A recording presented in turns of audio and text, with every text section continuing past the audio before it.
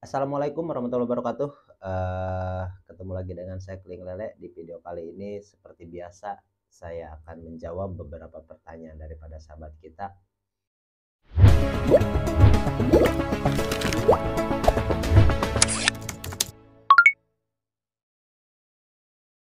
Oke sahabat, ini ada pertanyaan daripada Bang Basuki 4709. Assalamualaikum warahmatullahi wabarakatuh. Kang, mau tanya, saya baru mau mencoba ternak lele kolam terpal. Apakah bibit lele ukuran 23 cm itu harus dimulai di kolam pendederan dulu, baru setelah 3 minggu di grading, baru dipindah di kolam pembesaran. Terus untuk bibit 10.000 itu ukuran idealnya kolam pendederan ukuran berapa kali berapa dengan asumsi bibit ukuran 2x3 dengan estimasi 3 minggu di grading. Terus biasanya setelah 3 minggu itu ada berapa macam ukuran. Ini pakai pelet murni. Oke, jadi begini untuk Bang Basuki. Sebenarnya di situ ada, saya sudah buat konten, yaitu judulnya 1,5 juta ekor per 20 hari. Karena di sistem pendederan itu rata-rata kita pakai 20 hari dan 21 hari. Atau kurang lebih 3 minggu lah. Betul, kurang lebih 3 minggu. Terus rata-rata 3 minggu itu bisa mencapai ukuran berapa seperti itu. Dan untuk 10.000 pendederan itu kolamnya butuh berapa meter atau berapa kali berapa, kedalaman berapa, seperti itu. Oke, di sini kita bahas. Jadi untuk pertanyaan Bang Basuki pertama, yaitu idealnya 10.000 itu berapa meter. Kalau dihitung kubikasi 10.000 itu sebenarnya per meter kubik air itu bisa mencapai 10.000 untuk pendederan. Oke, disclaimer, ini untuk pendederan bukan pembesaran. Untuk benih 23 selama 3 minggu itu bisa masuk di kolam 1 meter kubik atau disebutnya 1 kubik square, seperti itu, 1 kubik persegi lah bahasanya. Cuman yang namanya pendederan ketinggian airnya kan nggak ada yang 1 meter tuh, ada yang 30, ada yang 40, ada yang 50, seperti itu. Dan 50 itu udah paling tinggi, seharusnya sih nggak sampai 50 sih, 30-40 itu idealnya, 30-40 itu idealnya, seperti itu. Meskipun sewaktu-waktu saya menggunakan 50, tapi saya nggak sarankan 50 cm, ya bahasanya profesional lah, itu minimal kita harus tahu dulu seperti itu. Apa sebabnya? Karena pasti ada sebabnya. Kenapa 30 cm, kenapa 40 cm, dan kenapa 50 cm, seperti itu. Jadi begini, kalau ketinggian air itu 30 cm, maka kita bisa hitung 1,5 kali 2 meter ketinggian air 30 cm itu mampu sebenarnya 10.000. 10.000 itu mampu. Tapi idealnya biasanya kebanyakan rata-rata ukuran bak itu 2 kali 3 ketinggian 30 dan itu bisa 10.000. Terus kalaupun misalkan gimana kalau 3 kali 4 ketinggian 30 itu lebih bagus lagi. Ataupun 2 kali 3 kita punya 2 kolam, 1 kolam 5.000, 1 kolam 5.000, itu lebih cepat lagi. Berarti ada perbedaan antara padat dan dengan tidak padat. Ya, sedikit ada. Karena bagaimanapun juga kepadatan 5.000 dengan kepadatan 10.000 itu tetap ada bedanya. Seperti itu. Jadi kesimpulannya, untuk benih 10.000 ekor itu bisa dimulai dari 2 kali 3 sampai 2 kali 3 2 buah kolak atau 3 kali 4. Seperti itu. Tapi saran saya kalau misalkan abang ini pemula, saran saya kalau 2 kali 3 itu punya 2 untuk 10.000 pendederan. Kalaupun misalkan 3 kali 4 itu cukup 1 untuk 10.000 pendederan, seperti itu. Dan perhatikan juga pemberian pakannya itu harus dengan rasa lah, jangan terlalu kenyang, tapi jangan kurang juga, seperti itu. Bahkan di video yang itu yang judulnya 1,5 juta ekor itu kita ada tambahan ajola juga karena tujuannya untuk membackup yang kekurangan pakan. Cuman di situ kita pemberian pakan itu 3 kali seperti itu. Idealnya memang 3 kali lah untuk pendederan. Kalau pembesaran 2 kali pun bisa seperti itu. Kurang lebih seperti itu untuk kepadatan. Dan untuk size atau disebut ukuran dalam waktu 3 minggu itu berapa senti sih jadinya? Rata-rata itu kebanyakan 6778, 6778. Dan itu sebenarnya kalau untuk di segmen pembesaran memang kurang sedikit lagi. Kalau ditambah 1 minggu lagi, itu bisa sampai 8, 9, 9, 10 kebanyakan.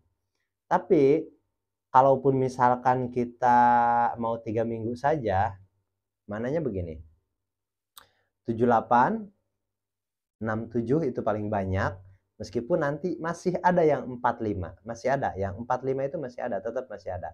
Tapi hitungannya di situ kalau dihitung size itu kurang lebih 4 size. 78, 67, terus 56, 45. Seperti itu ukurannya. Dan kita bisa langsung misalkan 10.000 nih, ada 4 size. Langsung kita bikin 4 bak aja. Contoh misalkan baknya ukuran 2x3 ketinggian 1 meter ataupun 3x4 ketinggian 1 meter, itu lebih cepat lagi, lebih bagus lagi seperti itu. Jadi 3 minggu itu rata-rata di angka 78. Kenapa kita memakainya 3 minggu atau 20 hari? Karena marketnya itu di situ, Jadi kebanyakan orderannya itu 78 seperti itu. Bahkan kadang-kadang ada yang 45, 56 dan 67, dan itu dia dederkan kembali selama 10 hari atau 14 hari, setelah itu baru dia masuk ke pembesaran seperti itu. Jadi kebanyakan itu 2 kali pendederan sih sebenarnya. Jadi dari kita nih ukuran 56 atau 67, setelah itu dia besarkan lagi selama 2 minggu, didederkan lagi di tempatnya, dan baru dia masuk ke kolam pembesaran. Karena tujuannya sahabat kita ini nggak mau ambil dari 23, jadi dia nggak mau terlalu banyak resiko, maka ambilnya daripada 45, 56 seperti itu. Tapi kalau misalkan sahabat mau lebih murah, bisa dimulai dari ukuran 23, kurang lebih seperti itu. Dan mudah-mudahan bisa dipahami untuk Abang Basuki, dan kita lanjut ke pertanyaan berikutnya. Oke, ini pertanyaan berikutnya yaitu dari Bang Muslikin Likin. Bang Muslikin Likin. Pak, kolam D1 tinggi 1 meter, maksimal diisi berapa ekor? Dan ngasih pakan habis itu turun hujan bahaya atau tidak? Oke. Kolam diameter 1, ketinggian 1 meter, kalau kolam itu persegi lah, segi kotak gitu, bukan kolam bundar, itu berarti 1 kubik isinya. Dan untuk yang tidak berbasis sistem, tidak menggunakan sistem macam-macam, itu bisa dari mulai 300 sampai 400 kalau kolamnya kotak. Tapi kalau kolamnya bundar, itu bisa diisi kurang lebih 200 sampai 300. Seperti itu. Jadi kalau kolamnya kotak bisa 300 sampai 400, kalau kolamnya bundar itu bisa 200 sampai 300 di antara itu. Karena memang dari hitungan kubikasi kolam bundar dengan kolam kotak, kolam persegi itu ada perbedaan. Yang kotak itu full kubikasinya, yang bundar itu kurang. Biasanya rata-rata kurang 25% sampai 30%. Seperti itu. Jadi enggak sampai 1 kubik. Jadi itu untuk kepadatan. Terus yang selanjutnya adalah dan ngasih pakan habis turun hujan bahaya atau enggak. Begini, habis turun hujan minimal kita jeda 1 jam seperti itu. Minimal kita jeda supaya pH-nya, suhunya optimal kembali, baru kita kasih pakan. Meskipun Sebenarnya kalau yang udah profesional sih kadang cuma 15 menit pun dia udah bisa. Tapi itu kan kembali lagi kepada rasa dalam pemberian pakan itu. Rasa lah. Jadi kita tahu sejauh apa namanya? Merasa cukupnya itu. Bukan misalkan kalau misalkan hari-hari normal tuh itu kan sampai sisanya itu ada banyak lah bahasanya, sampai tersisa terus sampai betul-betul kenyang. Tapi kalau selepas hujan, kalau misalkan kita nggak mau nunggu terlalu lama, itu bisa kita paksakan kasih pakan, tapi bahasanya nggak sampai full gitu, kayak kurang sedikit gitu, nggak sampai full seperti itu. Dan itu masih bisa. Tapi amannya, si saran saya, amannya itu diamkan dulu selama 1 jam, baru kita kasih makan. Maksudnya begitu hujan reda, kita diamkan selama 1 jam dan baru kita kasih makan. Dan itu amannya seperti itu. Untuk segmen pembenihan, segmen pendederan, ataupun pembesaran itu sama. Di 3 segmen itu sama, sistemnya sama. Seperti itu, kurang lebih seperti itu. Jadi kita jeda dulu lah 1 jam, dan itu untuk amannya seperti itu. Jadi oke, mudah-mudahan bisa dipahami. Untuk Mas Muslikin, saran saya kita jeda dulu 1 jam, paling tidak untuk menjaga-jaga lah supaya minimal suhu, pH, dan lainnya itu optimal seperti itu, kurang lebih seperti itu. Dan oke, kita lanjut ke pertanyaan berikutnya, yaitu ini pertanyaan berikutnya yaitu dari Juragan Ayam yang bilang nggak mungkin dapat 1 ton karena paling juga dia tebar 10.000 ekor di kolam ukuran D3 atau D4. Terus kematian pas ikan usia sangkal lebih dari 10%. Jadi pas panen total nggak sampai 1 ton. Paling juga itu karena paling juga gitu maksudnya. Paling juga begitu maksudnya. Karena saya pun pernah kayak gitu. Tapi saya nggak langsung bilang nggak mungkin. Karena saya coba lagi evaluasi dan benar-benar. Dan benar kata Abang Kling, 10.000 1 ton itu orang goblok juga bisa, asal SOP-nya dulu benar. Apalagi full pelet, aduh udah paling gampang. Biasanya yang bilang nggak mungkin cuman kebanyakan nonton teori dari sana sini doang, nggak ada aksi.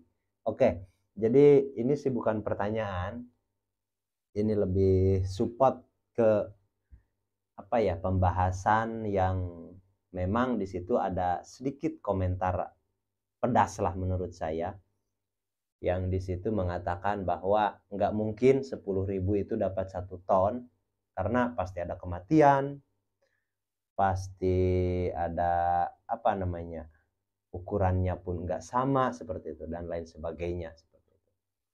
Cuma di situ saya klarifikasi pertanyaan itu.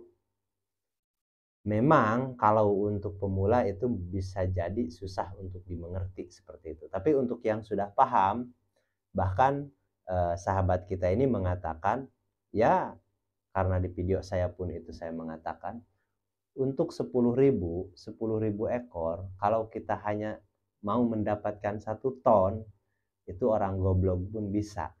Dalam artian, nggak usah mikir pakai cara macam-macam seperti itu. Apalagi kalau full pellet, itu sangat-sangat bisa. Dan saya pun bertanggung jawab, atau saya pun mempertanggungjawabkan perkataan saya seperti itu, bisa dibuktikan seperti itu dengan cara action, lakukan seperti itu. Jadi bukan teori seperti itu, kurang lebih seperti itu. Dan saya berterima kasih untuk Kang Juragan Ayam atas supportnya. Paling tidak begini, jadi kalaupun kita melakukan kegagalan atau kesalahan, paling tidak kita jangan menjudgment bahwa sesuatu yang mereka lakukan itu nggak mungkin. Meskipun kita gagal seperti itu. Jadi gambarannya begini, kalaupun saya gagal dalam melakukan hal itu, saya nggak boleh menyalahkan orang lain atau mencela orang lain bahwa oh itu nggak mungkin, orang saya juga gagal seperti itu, nggak bisa begitu. Karena kemungkinan besar bahkan nyata kemampuan kita itu di bawah rata-rata. dan kemampuan mereka itu di atas rata-rata, seperti itu. Paling tidak kita evaluasi, kita belajar supaya ya meskipun kemampuan kita katakanlah enggak lebih daripada orang rata-rata, ya paling tidak setara lah, paling tidak setara seperti itu. Kalaupun orang lain 10.000 itu dapat lebih dari 1 ton, ya paling tidak kita dapat 1 ton, dan itu ya lumayan cukup lah, seperti itu. Kurang lebih seperti itu. Jadi kesimpulannya adalah dari video yang itu, sesungguhnya kemampuan manusia itu tanpa batas kalau kita tidak membatasi. Jadi jangan sekali-kali kita membatasi kemampuan kita sendiri, seperti itu. Karena secara psikologisnya begini, kalaupun kita merasa mampu melakukan sesuatu itu dan yakin bahwa kita akan mampu, itu pasti bisa. Tapi kalau kita merasa nggak mungkin, ini nggak bisa, inilah sulit, ini itu dan lain sebagainya, pokoknya merasa sulit, percayalah semuanya akan sulit, seperti itu. Maaf, bukan saya mau saya bukan motivator juga, cuman ini ya pengalaman daripada sahabat-sahabat kita juga, dan saya pun memang terus belajar juga, seperti itu, kita belajar bersama-sama. Oke, saya pikir karena ini terlalu panjang dan kita lanjut membahas pertanyaan berikutnya, yaitu di video yang berbeda, di segmen yang berbeda, dan kita ketemu lagi di video berikutnya. Assalamualaikum warahmatullahi wabarakatuh.